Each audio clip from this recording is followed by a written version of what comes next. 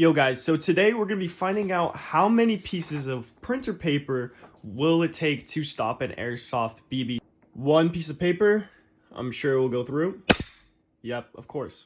Okay guys, we're skipping to 5 just because I think it will go through 4 easily. So 5, here we go. And yep, easily through. Now 6, even shoot. Did it do 6? Oh yeah, no, I went through 6. Okay, 7 layers of printer paper. Let's see. Did it go through? I think it stopped it. No, I think the BB's... Oh no, it went through. Okay, so we're at 10 pieces of paper. I actually think it will stop it this time.